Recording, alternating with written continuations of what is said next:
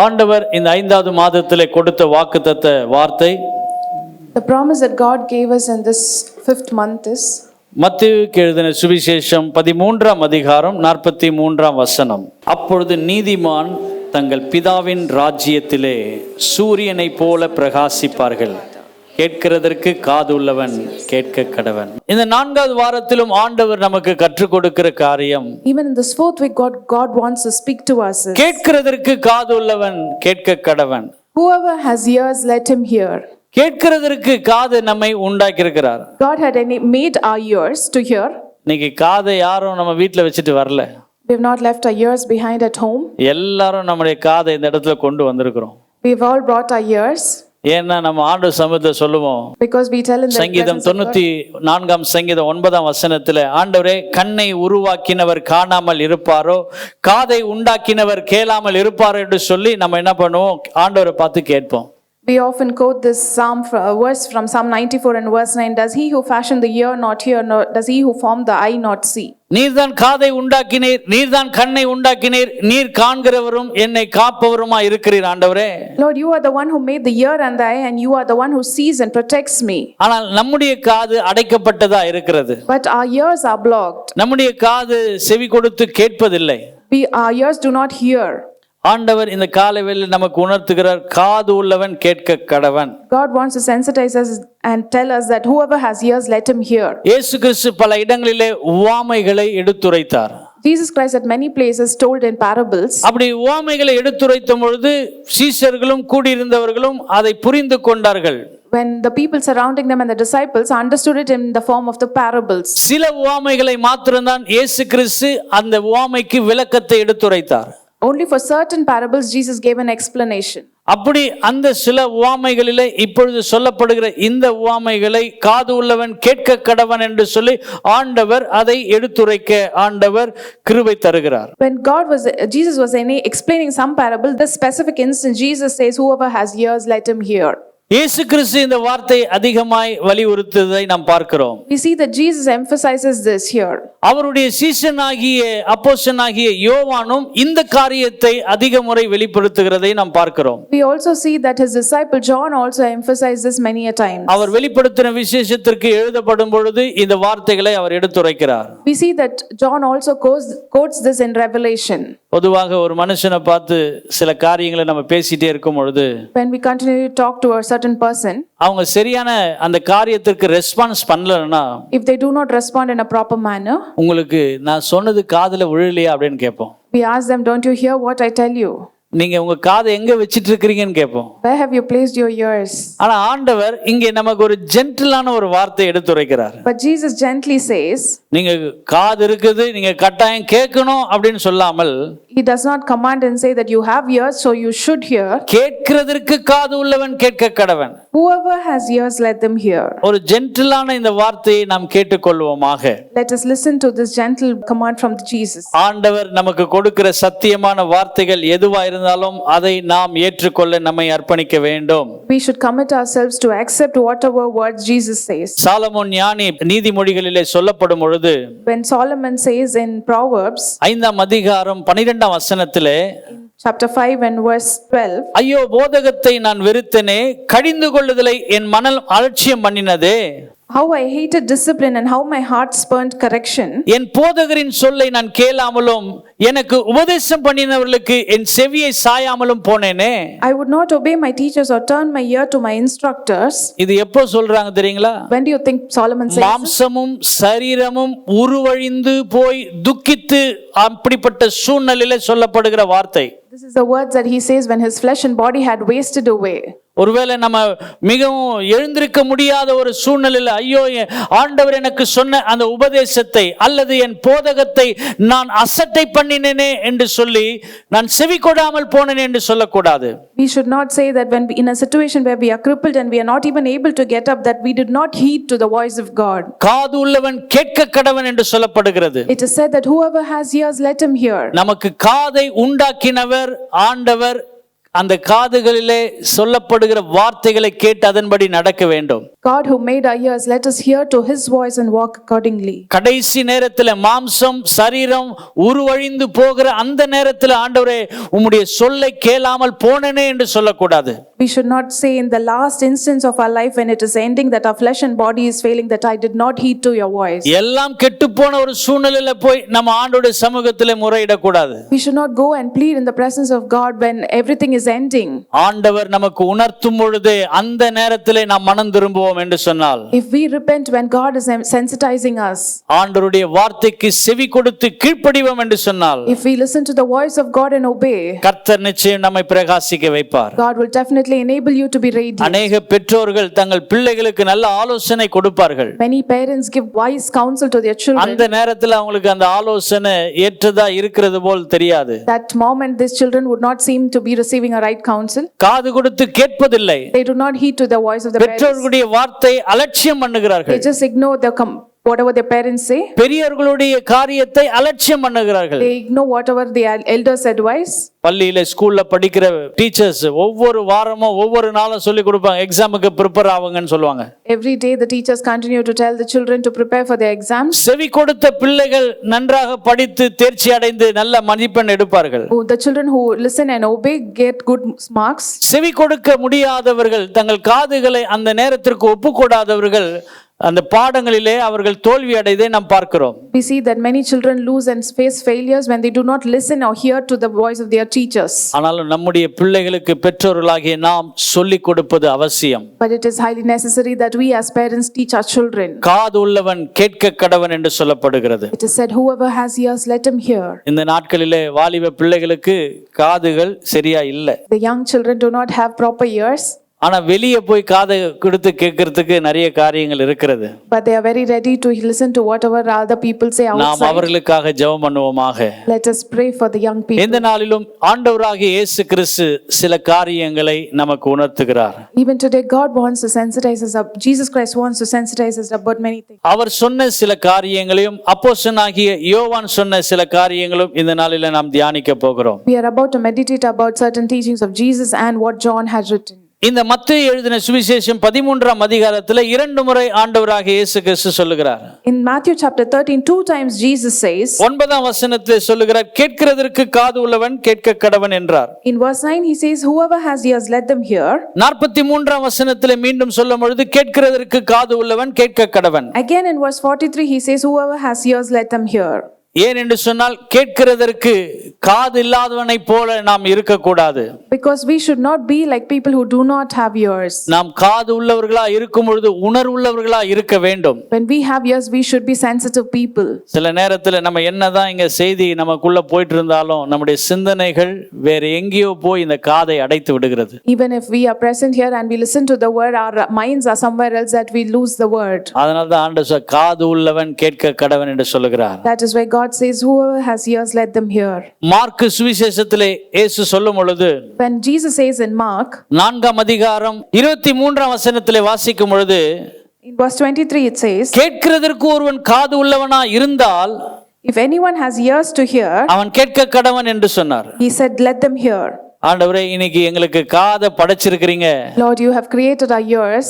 எங்க காதுகளினால் உம்முடைய வார்த்தையை கேட்பதற்கு எங்களை ஒப்புக் கொடுக்கிறோம். We commit ourselves to listen to your word using our ears. இந்த பகுதியை 3 சுவிசேஷத்திலும் நாம் பார்க்கிறோம். We see this passage in all the 3 gospels. ஆனால் லூக்காவிலே சற்று விளக்கமாய் சொல்லப்படுகிறது. But it is explained further in Luke. லூக்கா எழுதின சுவிசேஷம் 8ஆம் அதிகாரம் 8ஆம் வசனத்திலே வாசிக்கும் பொழுது, When we read in Luke 8 and verse 8, சில விதை நல்ல நிலத்தில் விழுந்தது, some seeds fell on good soil. அது முளைத்து 100 பலன் கொடுத்தது என்றார். It came up and yielded a crop 100 times. இவைகளை சொல்லி When he said this, கேட்கிறதற்கு காது உள்ளவன் கேட்க கடவன் என்று சத்தமிட்டு கூறினார். he called out whoever has ears to hear let them hear.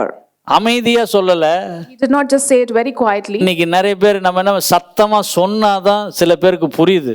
Only if we say loudly, some people can understand. இயேசு கிறிஸ்து பல உவமைகளை சொல்லும் பொழுது அவர்கள் சத்தமிட்டு சொன்னதை குறித்து சொல்லப்படவில்லை.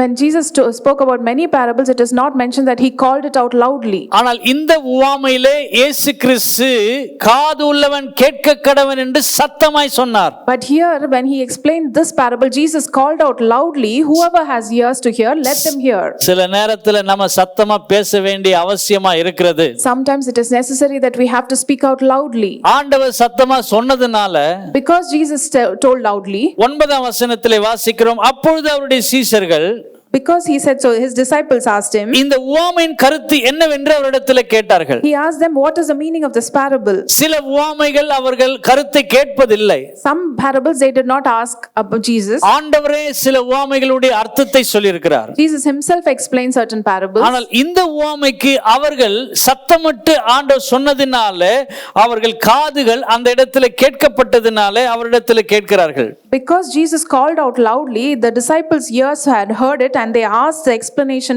to Jesus. 10ஆம் வசனத்திலே வாசிக்கிறோம், அதற்கு அவர், தேவனுடைய ராஜ்யத்தின் ரகசியங்களை அறியும்படி உங்களுக்கு அருளப்பட்டது. He said, the knowledge of the secrets of the kingdom of God has been given to you. மற்றவர்களுக்கோ But to others, அவர்கள் கண்டும் காணாதவர்களாகவும் கேட்டும் உணராதவர்களாய் இருக்கத்தக்கதாக அவைகளுக்கு உவமையாக சொல்லப்பட்டது. I speak to them in parables so that though they see, they may not see, though hearing, they may not understand. இன்னைக்கு சில நேரத்தில் நமக்கு உவமையா சொன்னாலும் சரி, அல்லது ஸ்டோரியா சொன்னாலும் சரி, அல்லது விளக்கி சொன்னாலும் நம்முடைய காதுகள் தேவனுடைய வார்த்தைக்கு நேராய் கடந்து போவதில்லை. Many a times our ears do not hear the voice of God, even if it is explained as parables or stories or simply explained. இந்த வார்த்தையை நாம் கவனமாய் கேட்போமாக. Let us attentively hear this word. காதுள்ளவன் கேட்க கடவன். Whoever has ears, let them hear. ஐயோ, என் போதகத்தின் பேச்சை நான் கேளாமல் போனேனோ. Oh, that I did not listen to my teachers. என்னுடைய மாம்சமும் என் சரீரமும் உருவழிந்து போன ஒரு சூழ்நிலையில் அப்படி சொல்லக்கூடாது. We should not say that when my flesh and my body has wasted and spent away. எனக்கு முதல் எச்சரிப்பு வரும் பொழுதே நான் அதை கேட்டு நான் ஆண்டவரை உணர்ந்து கொள்ள எனக்கு கிருபை தாரும். Give me grace that I will heed to your voice in the first warning itself. யோனாவுக்கு ஆண்டவர் சொல்ல, நினிவேவுக்கு போ என்று சொல்லுகிறார். God told Jonah to go to Nineveh. அங்கே அவன் காது அவன் செவி கொடுத்து கேட்கவில்லை. He did not heed to that voice. அது செவி கொடுக்காதனால அவனுக்கு வருத்தம் வேதனை வந்துச்சு. And because of that he had to go through a lot of trouble. அந்த 2ஆம் அதிகாரத்துல வாசிக்கிறோம், பலவிதமான நெருக்கத்தின் மத்தியில அவன் போக வேண்டியதா இருந்தது. He had to go through many distress through this time. ஆண்டவரே, உம்முடைய ஆண்டவரே சொல்லுக்கு நான் கீழ்ப்படியாமல் போனதினாலே என்று சொல்லி ஆண்டவரிடத்திலே முறையிட்டான். He pleaded with God, Lord, because I did not heed to your voice. இன்னைக்கு ஆண்டவர் நமக்கு சொல்லுகிற காரியத்திற்கு காது உள்ளவர்களா இருந்து கேட்க நம்மை ஒப்பு கொடுப்போமாக. Let us commit ourselves to listen to what God says and obey his voice. இயேசு கிறிஸ்து இந்த உவமையின் கருத்தை அவர்களுக்கு எடுத்துரைக்கிறார். Jesus explains the meaning of this parable to them. 11ஆம் வசனத்திலே வாசிக்கிறோம், In verse 11 we read, விதை தேவனுடைய வசனமா இருக்கிறது என்று சொன்னார். he said the seed is the word of God. வழியருகே விதைக்கப்பட்டவர்கள் வசனத்தை கேட்கிறவர்களா இருக்கிறார்கள். Those who are sowed along the path are like those who hear the word. இன்னைக்கு வழியருகே விதைக்கப்பட்டவருடைய வாழ்க்கை எப்படி இருக்கிறது என்று சொன்னால், Today the life of those who are like seeds on the path, அவர்கள் வசனத்தை காது கொடுத்து கேட்பதில்லை. they do not listen to the voice of God or the word. அவர்கள் உபதேசத்திற்கு தங்களை அர்ப்பணிப்பதில்லை. They do not commit themselves to the teaching. பிசாசானவன் அந்த உபதேசம் அவர்கள் உள்ளத்துக்குள் கடந்து போகாதபடி அந்த விதையான அந்த வார்த்தை வசனத்தை எடுத்து போடுகிறான். The devil takes away this word that it does not enter their hearts and they live it. உலகம் படர்ந்ததா இருக்கிறது, பரம்பி இருக்கிறதா இருக்கிறது, மிகப்பெரிய ஒரு நன்மை ஆசீர்வாதங்கள் நிறைந்ததா இருந்தாலும், although the world is spent and spread across this world and it is filled with many good things, பிசாசின் ஆளுகைக்குள் இந்த உலகம் இருக்கிறது. the world is also under the reign and ruling of the devil. ஆகவே வசனம் ஒவ்வொரு மனுஷனுக்குள்ள போகாதபடி அவன் என்ன பண்றான், அந்த வசனத்தை அவர்கள் உள்ளத்துக்குள் போகாதபடி வசனத்தை எடுத்து போடுகிறான். Therefore the devil is working constantly to remove the word that it does not enter their hearts. வசனம் அவர்கள் காதுகளுக்குள்ளே போக முடியாதபடி தடுத்து போடுகிறான். He blocks it that the word does not enter their ears. அவர்களும் நான் கிறிஸ்தவன் என்று சொல்லிக் கொள்ளுகிறார்கள். They also claim themselves as Christians. எப்படி என்று சொன்னால், கிறிஸ்மஸ், நியூ இயர், புனித வெள்ளி, ரிசரக்ஷன் சண்டே அவர்கள் ஆராதனைக்கு வருவார்கள். Because they come to the church for the Christmas, New Year and Good Friday and Resurrection Sunday services. மற்ற ஃபங்க்ஷன் ப்ரோக்ராம் நிகழ்ச்சிகள் எல்லாம் வருவார்கள். They participate in all the other programs. ஆனால் வசனம் கேட்க முடியாதபடி அவருடைய காதுகள் அடைக்கப்பட்டிருக்கிறது. But their ears are blocked that they cannot hear the word of God. அப்படிப்பட்டவர்களா இருப்பார் என்று சொன்னால், If they are such kind of people, வசனம் சொல்லுகிறது அவர்கள் விசுவாசித்து ரட்சிக்க கூடாதபடி பிசாசானவன் வந்து அவர்கள் உள்ளத்தில் இருக்கிற வசனத்தை எடுத்து போடுகிறான்.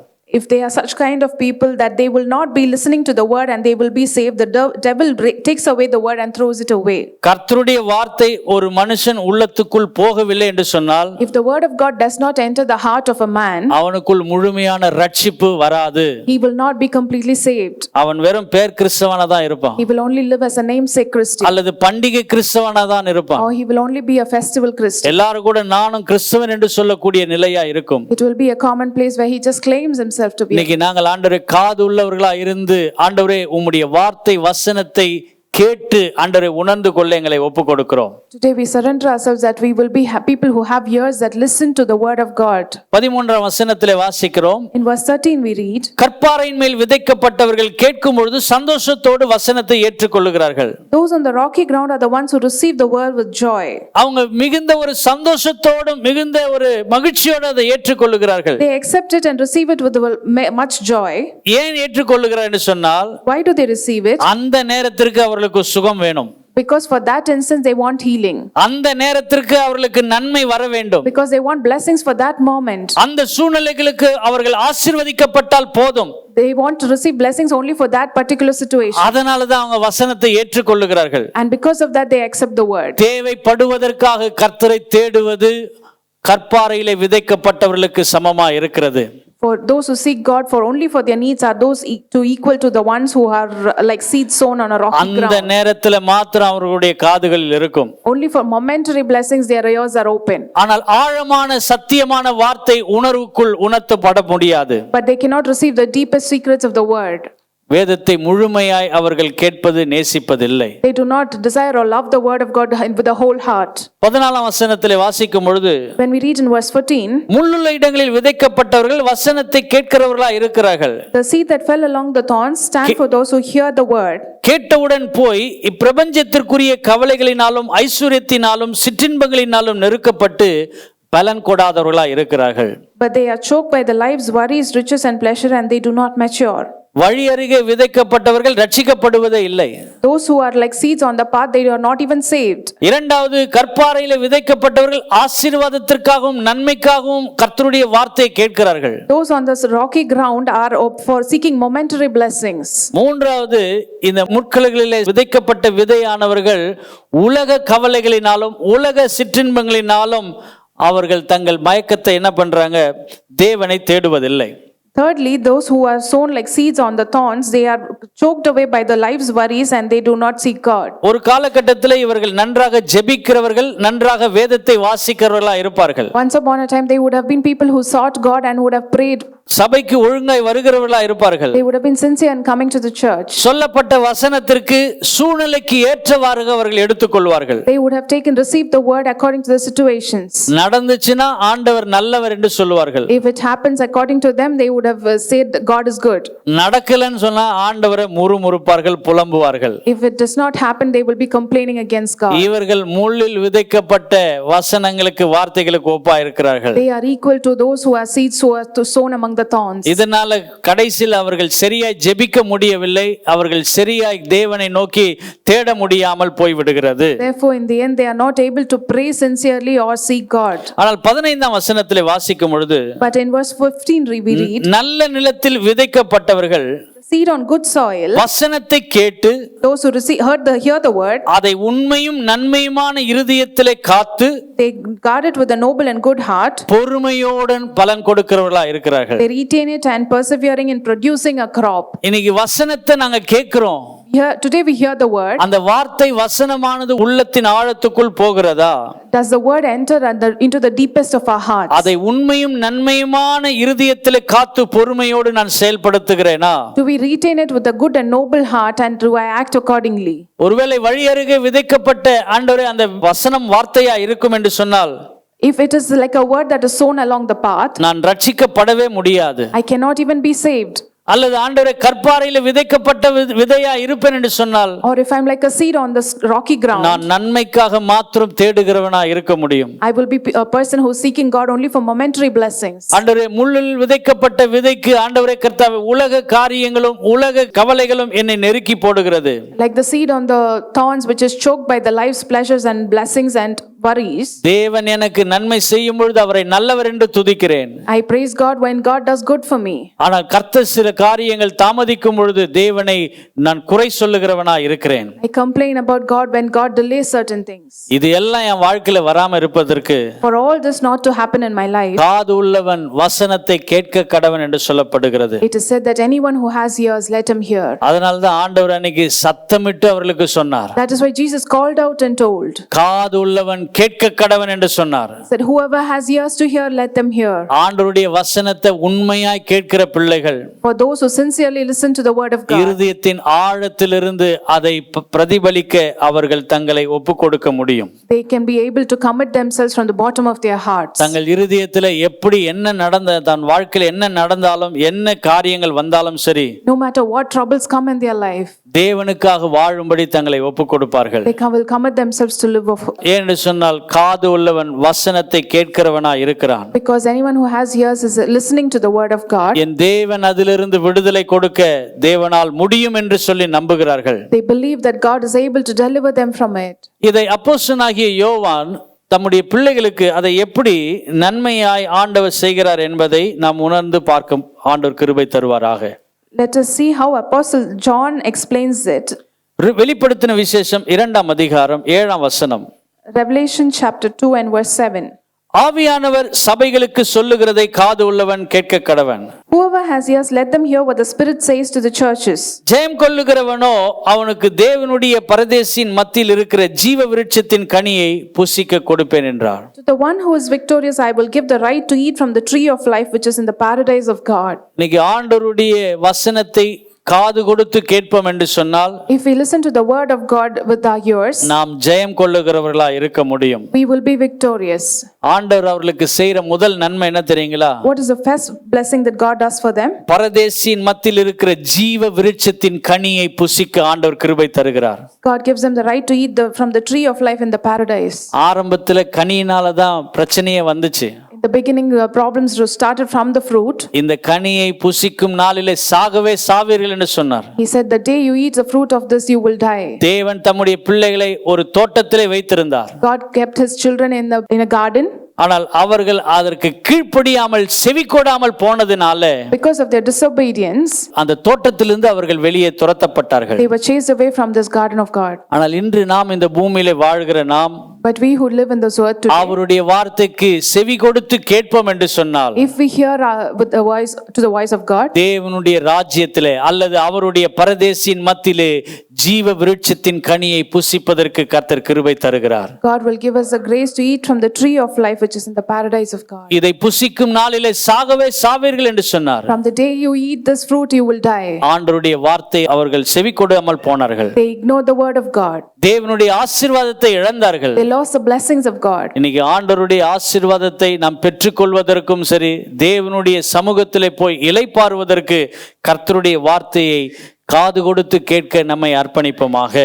Let us commit ourselves to hear the voice of God, to enjoy the blessings of God in paradise and also to receive the tree of life. ஒவ்வொரு ஞாயிற்றுக்கிழமையும் எனக்கு சொல்லப்படுகிற உபதேசங்களை காது கொடுத்து கேட்க என்னை அர்ப்பணிக்கிறேன். I commit myself to listen to the voice that is preached every week and every Sunday. காது கொடுத்து கேட்பவர்களை கர்த்தர் ஜீவ விருட்சத்தின் கனியை புசிக்கும்படி கர்த்தர் கிருபை தருகிறார். Whoever heeds to the voice of God, God enables them to eat from the tree of life. வெளிப்படுத்தின விசேஷம் 2:11 வாசிக்கும் பொழுது, When we read in Revelation chapter 2 and verse 11, ஆவியானவர் சபைகளுக்கு சொல்லுகிறதை காது உள்ளவன் கேட்க கடவன். whoever has ears, let them hear what the Spirit says to the churches. ஜெயம் கொள்ளுகிறவன் இரண்டாம் மரணத்தினாலே சேதப்படுத்தப்படுவதில்லை. The one who is victorious will not be hurt at all by the second death. இன்னைக்கு நம்முடைய வாழ்க்கையில மரணம் என்பது ஒரு மனுஷனை இந்த பூமியை விட்டு பிரிக்கிறதா இருக்கிறது. Today, death is something that separates a person from this earth.